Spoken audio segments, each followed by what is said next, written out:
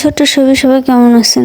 মনটা ভীষণ ভীষণ ভীষণ খারাপ লাগতেছে। শুরু থেকে যখন নিজের হাতে একটা জিনিস তৈরি করা হয়, এটা যখন নিজের না চাইতে ফেলে দিতে হয় তখন কতটা কষ্ট হয় সেই জানে। এই যে কিউট কিছু মোরগ টুনটুন গাছগুলো, এগুলো এখন উঠে ফেলে দেওয়া লাগবে। আমি গাছের বীজ ছড়ালাম, তার থেকে চারা বের হলো, কিছুটা বাড়ার পর বিভিন্ন জায়গায় লাগিয়ে দিলাম। আবার সেগুলো আস্তে আস্তে বড় হওয়া শুরু করলো। গাছের চারিপাশটা ডাল ছড়ানো শুরু করলো।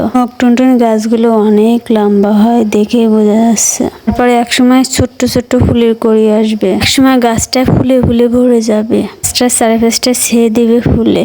আবার সেই গাছটা আস্তে আস্তে শুকিয়ে যাবে। সেরকমই হয়েছে, কারণ মোরগ টুনটুনি 12 মাস বাঁচে না। বাড়ি ফুল দিয়ে গাছগুলো শুকিয়ে যায় এবং মারা যায়। করে শীতের সময় ফুল আসা শুরু করে আর গরম পর্যন্ত থাকে। এর জন্য গাছগুলো শুকিয়ে গেছে, না চাইতে আমার গাছগুলো উঠে ফেলা লাগতেছে। আস্তে আস্তে অনেক গাছই উঠে ফেলছে। গাছের ভিতরে এটা সব থেকে বড় গাছ ছিল, এটাও উঠে ফেললাম। এর বাগানটা একদমই ফাঁকা হয়ে গেছে, ভীষণ খারাপ লাগতেছে। নিজের হাতে তৈরি জিনিস তো শক্ত পাচ্ছে না। এখানে দুর্বল স্থান থাকে, সেখানে এমনিতে দুর্বল হয়ে যেতে হয়। এখন গাছগুলো উঠাচ্ছিলাম, মনে হচ্ছিল আমার জানটাকে বের করে দিচ্ছে। এখানে মগটনি গাছগুলো ছিল, সেখানে আবার নতুন চারা দেওয়া লাগবে। এই জন্য সেখানে সুন্দর করে ঝাড়ু দিয়ে ঘাস পরিষ্কার করে নিয়েছে। আর কিছু মরিচ গাছ ছিল, তার গোড়াটাও পরিষ্কার করে নিয়েছে। আর কিছু মাটি আগলা করে দিয়েছে যাতে জল সহজে প্রবেশ করতে পারে। পরিষ্কার করার পরে এই যে পুরো বাগানটা এখন কত সুন্দর নিট অ্যান্ড ক্লিন মনে হচ্ছে। ফুল গাছ লাগালে হয় না, সেখানে যদি পরিষ্কার পরিচ্ছন্ন না করা হয় তাহলে পূর্ণতা পায় না।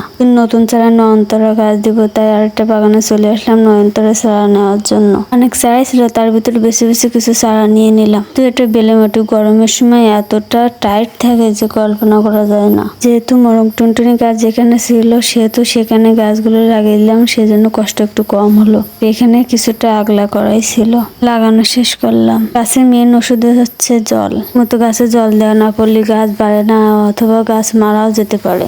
তাই ধীরে সুস্থে জলটা দিয়ে দিলাম প্রতিটা গাছে। বাগানের কাজ আপাতত শেষ। এই পাশে এই বাগানটাও এখনো পড়ে আছে। এখানেও অনেক সুন্দর সুন্দর গাছ আছে। সর্বপ্রথম আগাছাগুলো পরিষ্কার করে নিচ্ছে। একটা ফুলের বাগান করতে গেলে আসলে অনেক ধৈর্যের দরকার। আসলে অনেকবারই ঘাস পরিষ্কার করা লাগে, অনেক ধৈর্য সহকারে।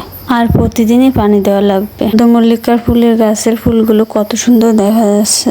পাথরকুচি ফুলের গাছ কত ফুল ফুটছে, দেখে মনেরও শান্তি লাগে। হাজারি গোলাপ ফুলের গাছটা একটা ছোট্ট কাহিনী আছে। 1-1.5 মাসের মতো বাসায় ছিলাম না। দিন বাসায় আসলাম, এসে দেখি গাছটা ওঠানো, পুরো শুকায় গেছে, গাছও শুকায় গেছে, বাঁচার কোনো লাইন নাই। তারপরেও আমি কি মনে করে গাছটা লাগিয়ে দিয়েছিলাম, আর প্রতিদিনই জল দিতাম। বাঁচবে না, তারপরও কি আশা নিয়ে 2 মাস পরে গিয়ে দেখি গাছ থেকে নতুন মূল বের হচ্ছে। এই জন্য একটা কথা আছে, লাখে আল্লাহ মারে কে। সে চাইলে সবকিছু সম্ভব। তো বাগানটাও পরিষ্কার করা শেষ। সবাই ভালো থাকবেন, সুস্থ থাকবেন, টেক কেয়ার।